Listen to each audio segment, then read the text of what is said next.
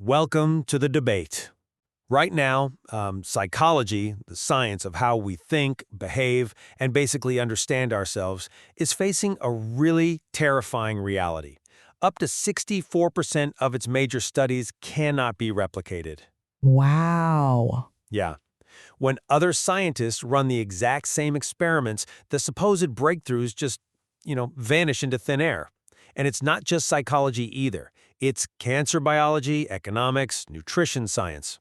Right. And if you're wondering why you should actually care about the internal drama of academic research, well, remember that these are the people establishing our dietary guidelines.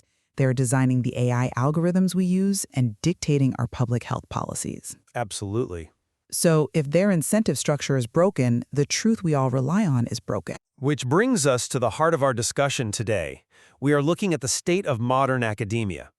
Now, we are drawing entirely from comprehensive critiques and analyses of higher education's institutional dysfunctions, as well as, of course, defenses of its enduring values. The central question we are exploring is this. Has the modern university's focus on productivity metrics and branding corrupted its core mission of truth-seeking? Or does it remain an irreplaceable, fundamentally sound sanctuary for foundational research and protected inquiry? And that is a huge question. It is.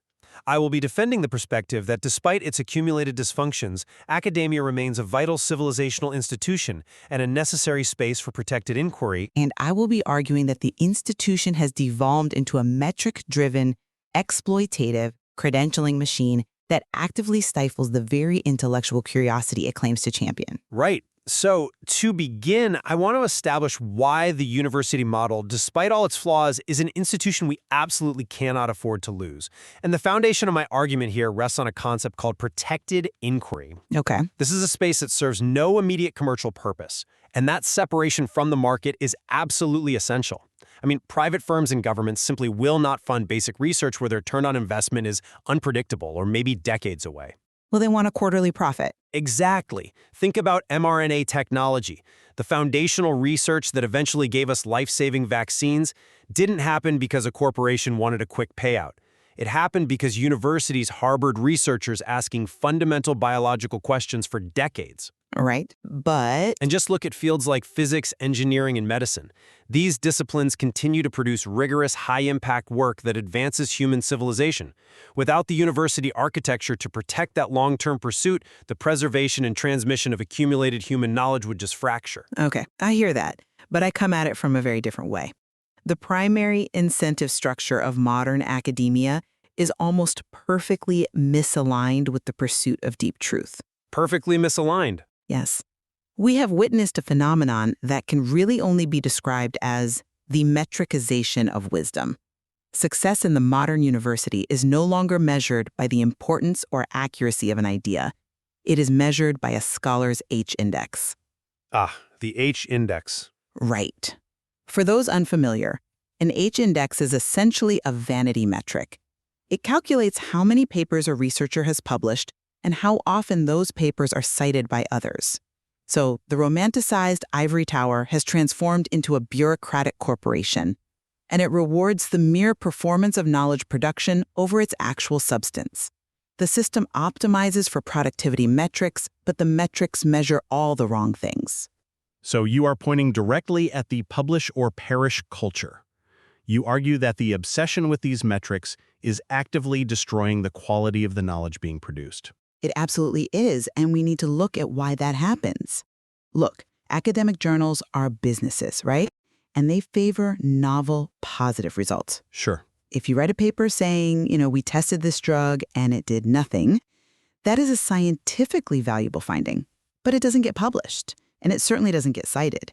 So researchers are intensely incentivized to produce statistically significant findings at all costs. And this leads to the methodological distortions you were hinting at. Exactly. It leads directly to practices like p-hacking. Oh, yeah. Let's say you're a researcher under pressure to publish. You gather data on 20 different variables. Maybe you're looking for a link between eating jelly beans and acne. Okay, classic example. Right. You test 19 colors of jelly beans, and none of them cause acne. But by pure statistical chance, the green jelly bean data shows a slight correlation. So you ignore the rest? In PE hacking, yes. You throw out the 19 failed tests and publish a paper loudly declaring that green jelly beans cause acne. It's basically manipulating the noise to look like a signal. Right. And the consequence is the massive replication crisis we mentioned in the opening. We saw this with famous psychological concepts like power posing or ego depletion. I remember those. Yeah, ideas that went viral spawned TED Talks and best-selling books, but they completely fell apart when other scientists actually tried to reproduce the original experiments.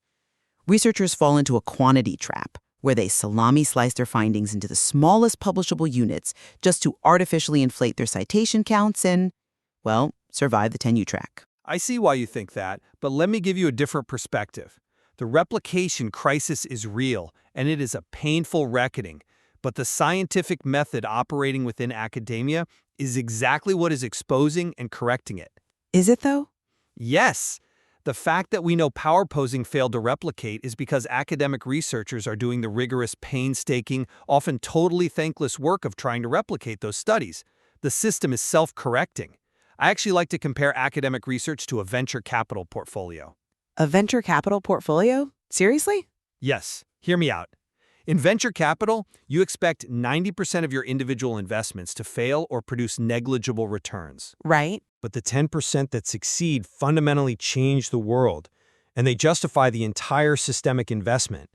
In academia, thousands of individual, incremental papers, the smallest publishable units you critique, might seem like noise in isolation. Because they usually are noise. But they form the underlying matrix of knowledge. The few genuine, paradigm-shifting breakthroughs they eventually build toward justify that massive systemic investment. You simply cannot always predict which incremental, seemingly boring paper will be the crucial missing puzzle piece for a breakthrough in something like artificial intelligence or cancer biology. Okay, that's a compelling argument, but have you considered that venture capitalists actually track their failures, learn from them, and pivot? Well, sure. The academic system rarely pivots. It builds entire careers on the failures. When a researcher salami slices their data, they aren't taking a bold VC-style risk on a paradigm-shifting idea. They are taking the safest, most timid route possible to ensure they get funded. I wouldn't call it timid. It is timid. The tenure system manages to incentivize intellectual timidity before tenure is granted, forcing researchers away from genuinely risky, important questions, and then bureaucratic complacency once it is secured. And peer review, which is supposed to be the gold standard filter for all this knowledge, is incredibly weak. Weak in what sense? I mean, peer review is the bedrock of academic validation. It's often performed by anonymous reviewers who hold their own ideological biases. And they strongly favor results that confirm the existing paradigms of their specific subfield. They don't want the VC moonshot. They want the safe elaboration of what they already believe. But this venture capital model I'm defending requires a vast engine of research to make all those incremental bets. And I know your critique of that metric-driven engine ties directly into the labor model that sustains it. We absolutely have to talk about the human cost here. Because to produce that incredible volume of papers, the modern university relies on a labor pipeline that is fundamentally exploitative. Graduate training is, at this point, a poorly disguised labor extraction system. It operates remarkably like a pyramid scheme. A pyramid scheme is a heavy, almost legally actionable accusation for an educational institution. How do you justify that comparison? I justify it with the math. Just think about the mechanism of a university department. One tenured professor might train and graduate 15 to 20 PhD students over the course of their career. Sure. But that professor only vacates one single seat when they retire. It is a mathematical impossibility for the academic job market to absorb the PhDs it produces. Well, that's assuming they all want to stay in academia. Most of them do. The system recruits idealistic, highly intelligent young people with the promise of a life of the mind. And then it pays them poverty wages to perform the bulk of the teaching and laboratory research that actually generates the university's revenue. You're speaking primarily about graduate teaching assistants and research assistants here. Right. These PhD students are kept in a condition of prolonged economic dependence for 5 to 10 years during their prime earning years. They face a staggering opportunity cost that is rarely disclosed at recruitment. Okay, but they get a highly prestigious degree at the end. And what is the payoff for that degree? The vast majority are released into a job market that cannot hire them, holding specialized credentials that are often misunderstood or undervalued outside academia. And for those who do stay in the system without landing that rare tenure-track job, they join a stressed army of underpaid adjunct professors. The adjunct issue is real. It's huge. Adjuncts now do the heavy lifting of undergraduate teaching, paid per course with zero job security, no benefits, and absolutely no academic freedom. Look, I acknowledge the severity of the adjunctification issue. The reliance on contingent, gig economy faculty is a structural flaw that requires serious, immediate correction. I'm with you on that. Glad we agree. But I push back strongly against the idea that graduate training is merely a cynical extraction system, or that the degree itself is empty. True critical thinking formation, rigorous intellectual discipline, and life-changing mentorship still occur in these programs. The intense fire of defending a dissertation creates a level of analytical rigor you simply do not get in corporate training. But for the students, even the undergraduates, the degree has shifted from a mark of genuine education to a positional good. It is essentially just a sorting mechanism for corporate America. A positional good meaning its value comes mainly from how it ranks you against others? Exactly. At elite institutions, the degree primarily signals to employers that the holder survived a highly competitive, stressful selection process and can navigate a complex bureaucracy. A bit cynical, don't you think? It's the reality. The actual educational content is often entirely incidental to their future career. Because of this, we have massive credential inflation. Roles that once required a high school diploma, required a bachelor's degree 20 years ago, and now they demand a master's. It creates an arms race, a massive debt trap for students, without a corresponding increase in actual societal knowledge or job performance. That's an interesting point, though I would definitely frame it differently.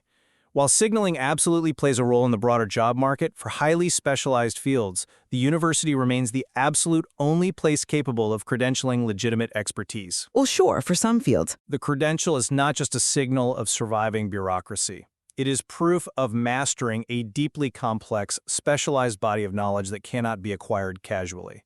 You do not want an autodidact who read some blogs designing the structural engineering of a suspension bridge. No, obviously not. You do not want a self-taught practitioner running a clinical oncology trial. We require an institution that can formally verify that a human being understands the limits of their highly technical field. I want a trained structural engineer too, but that doesn't justify a system where the pedagogical neglect of undergraduates is practically institutionalized. Research universities systematically undervalue teaching. Faculty are rewarded almost entirely for grant acquisition and publication volume. They have to fund the labs. Right, but they often view undergraduate instruction as a resentment-filled obligation that pulls them away from their lab. The university markets a pristine learning environment in its brochures, but behind closed doors, it prioritizes the federal grant dollar above all else. If we're talking about how the university markets itself versus how it operates, let's expand our view from the individuals inside the system to the physical institution itself, and how it interacts with the broader society. Because despite the labor and pedagogical challenges, universities are still tasked with addressing our most monumental global issues. I'm sorry, but I just don't buy that. Let me tell you why. When you look at how universities interact with society, you see a massive theory-practice chasm. The institution has transformed into a real estate, athletic, and branding operation. The educational division is just one part of the portfolio. Ah, you're referring to the administrative bloat? Massive administrative bloat. Over the last few decades, administrative staffing has drastically outpaced faculty growth. Why? Because universities are engaged in an arms race for tuition dollars. The resources go to campus construction, lazy rivers, rock climbing walls, and entire armies of deans for student life and campus branding. They are competing for students. Meanwhile, there is a staggering explosion of federal compliance requirements. Scholars spend an absurd percentage of their mental bandwidth writing hyper-specific, jargon-laden proposals just to fund their own existence, rather than actually doing the research. Well, bureaucratic growth is definitely partly a response to complex external compliance. I mean, managing millions in federal grants requires legal and ethical oversight. And yes, student amenity demands certainly play a role. I agree the grant writing treadmill is exhausting, But you're suggesting the research itself, the actual intellectual output, is disconnected from society. It is deeply disconnected, and you can see it in the language they use. There is a phenomenon of jargon as a moat, particularly in the humanities and social sciences. Oh, here we go. Hermeneutics of spatiality, which, when you actually decode it, just means how people use rooms. Academic writing frequently uses deliberate obscurity not to communicate a complex idea, but to signal membership in an elite group. It is a gatekeeping choice that makes incredibly modest, sometimes banal claims appear mathematically substantial. I'm not convinced by that line of reasoning because you are equating specialized language with deliberate obfuscation. Specialized language, even jargon, is not always a gatekeeping moat. It is frequently the necessary precision required for highly complex ideas. Sometimes, yes, but not always. We easily accept that quantum physics requires specialized mathematical language that a layperson cannot read. Yet we balk when sociology or linguistics develop precise terminology to map incredibly complex human behaviors and systemic interactions. We balk because genuinely important ideas in the social sciences can almost always be translated into clear prose for the public. The refusal to translate is a monopoly on expertise. It's about maintaining status. Furthermore, the very departmental structure that enforces this jargon creates a silo effect that balkanizes knowledge. Meaning the physics department doesn't talk to the economics department? Precisely. At the exact moment when global challenges like artificial intelligence, pandemic response, or climate change require immense interdisciplinary integration, the university forces scholars into narrow, highly policed silos. It is structured by discipline, yes. But crossing those disciplinary boundaries is professionally dangerous. If you are a young scholar trying to blend computer science with sociology, you risk your career. Because funding, hiring, and tenure are controlled by departmental gatekeepers who favor strict methodological conformity to their specific field. It stifles the exact intellectual agility we need to solve modern problems. But regarding this theory-practice chasm you mentioned earlier, this idea that academia is disconnected from immediate real-world application or interdisciplinary public problem-solving, I actually argue that distance is a feature, not a bug.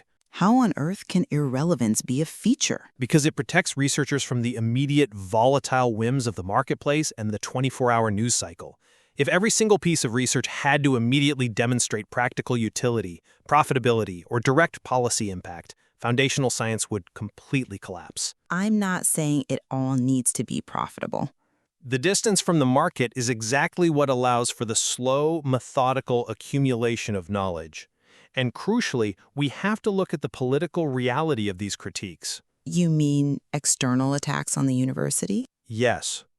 Many of the loudest attacks on academic expertise, claiming it is disconnected, irrelevant, or overly complex, are made in incredibly bad faith.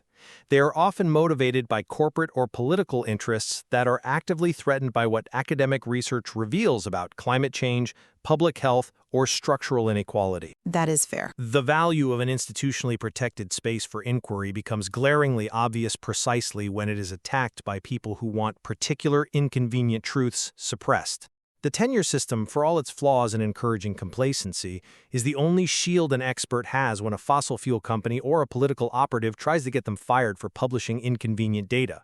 I acknowledge that bad faith attacks exist, of course, and that certain political factions absolutely want to suppress research that hurts the bottom line.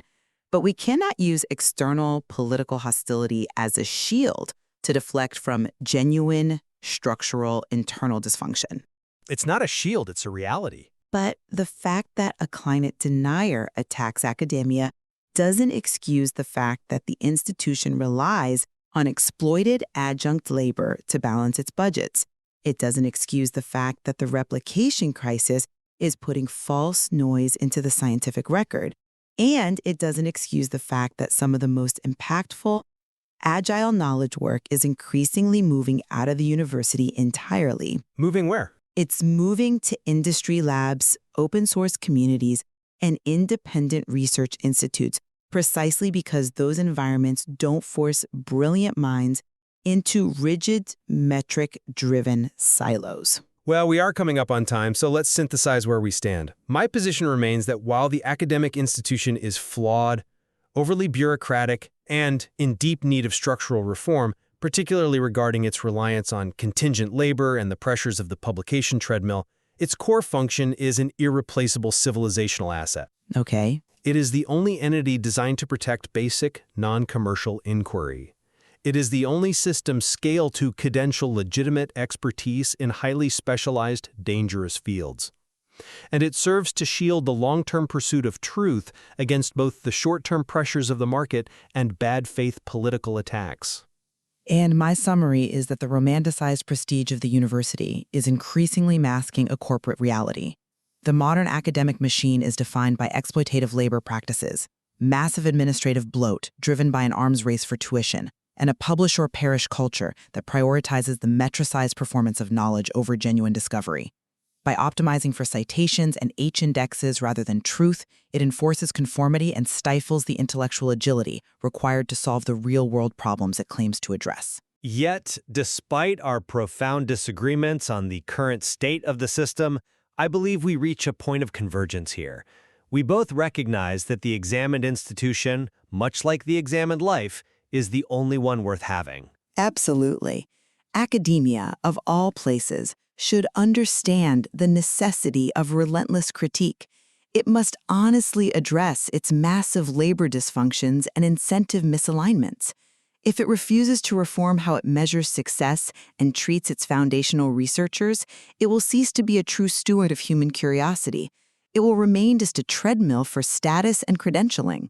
The challenge of evaluating an institution that is simultaneously humanity's greatest engine for discovery and a deeply flawed bureaucracy is immensely complex. There is so much more to explore in the material regarding the actual nature of knowledge work in the 21st century and how we might adapt it to better serve society. We will leave it to you, the listener, to weigh these perspectives, consider the mechanisms at play, and form your own conclusions. Indeed. Because the future of how we produce and verify knowledge depends entirely on getting this right. When we started this discussion, we talked about that terrifying statistic in psychology and the real-world stakes of getting the science wrong. The question that remains with us today is this: as the noise of the metric-driven trading floor grows ever louder inside the walls of the university, what must that sanctuary become in order to survive? Thank you for listening,